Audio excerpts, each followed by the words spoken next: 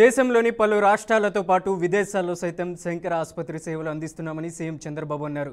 గుంటూరు జిల్లా పెద్దకాకానిలో శంకర కంటి ఆసుపత్రి నూతన భవనం ప్రారంభోత్సవంలో సీఎం చంద్రబాబు పాల్గొన్నారు.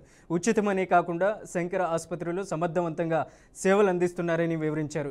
పేదరికం లేని సమాజాన్ని నిర్మించడమే తన లక్ష్యమని ఈ సందర్భంగా సీఎం చంద్రబాబు స్పష్టం చేశారు. రాష్ట్రంలోని చిన్న పెద్ద అని తేడా లేకుండా అందరికీ వర్తించేలా హెల్త్ ఇన్సూరెన్స్ను తీసుకురానున్నట్లు ముఖ్యమంత్రి చంద్రబాబు వివరించారు.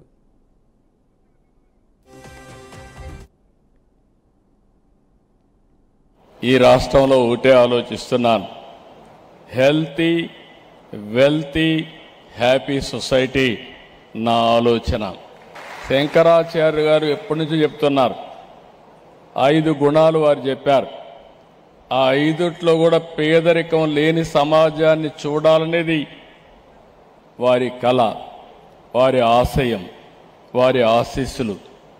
అలాంటి పేదరికం లేని సమాజాన్ని మనం నిర్మాణం చేయలేమా అని ఆలోచించినప్పుడు ఇది అసాధ్యం కాదు, అందరం అనుకుంటే సాధ్యం, అది తప్పకుండా సాధిస్తామని చెప్పి నేను మీకు తెలియజేస్తున్నాను.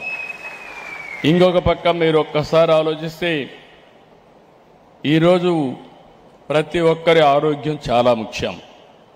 నేను ఇక్కడికి వచ్చినప్పుడు హెల్త్ గురించి మాట్లాడుతున్నాం కాబట్టి అందుకే ఈ ప్రభుత్వం ఒక వినూత్నంగా ఆలోచించాం.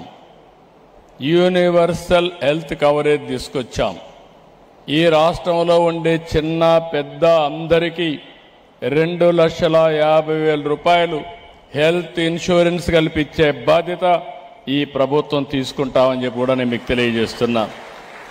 అంతేకాకుండా పేదవాళ్ళందరికీ 25 లక్షల వరకు విలువైన వైద్య సేవలు అందించడానికి ప్రభుత్వ విధానంతో ముందుకు పోతున్నాం.